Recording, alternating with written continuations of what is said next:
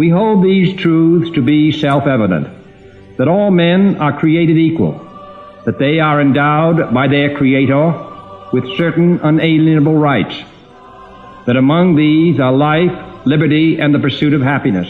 My name is Johnny Bluestar, host of Inalienable and Free, a program dedicated to the citizen and human rights of people in the United States and the rest of the world. As someone who had the honor of participating in the civil rights movement in the days of Martin Luther King, I took great pride in seeing firsthand a small piece of the destruction of legal segregation in the South. I participated in a sit-in in Annapolis, Maryland during the protest shown here.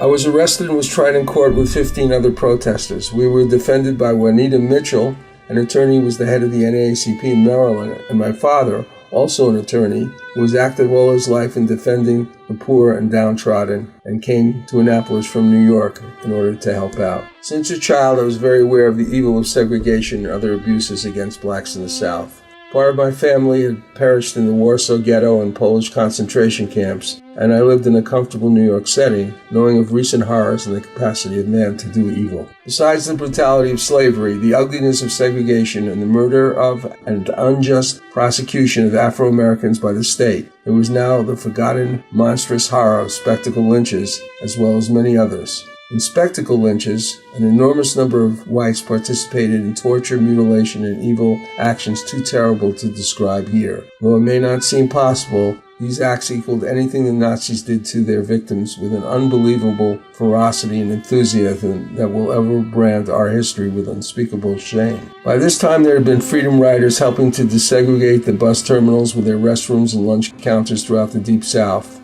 There was Brown versus the Board of Education, the Supreme Court Act integrating our schools. Also, there was massive voter registration drives spearheaded by the Student Nonviolent Coordinating Committee and successful marches and nonviolent protests against all kinds of segregation.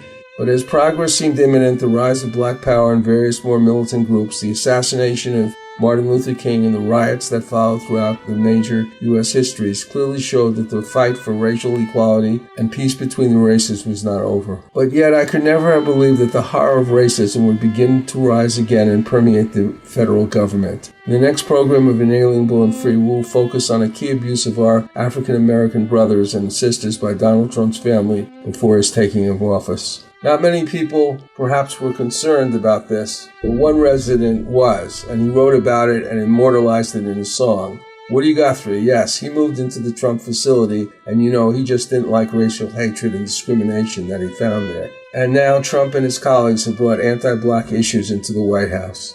Luther and I, and everyone in this arena tonight, are unified by the same great American values. We're proud of our country. We respect our flag.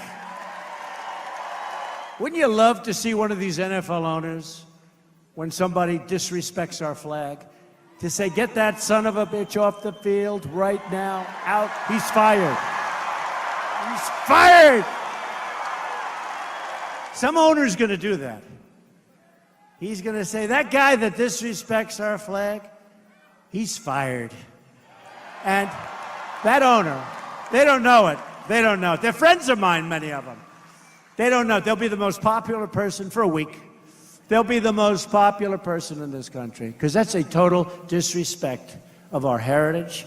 That's a total disrespect of everything that we stand for, okay? Everything that we stand for.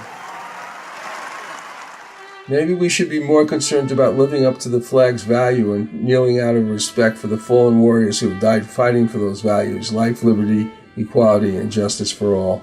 Visit us and listen to our show, Creating a Political Base #1, Racism, Rehearsing the Path to Tyranny.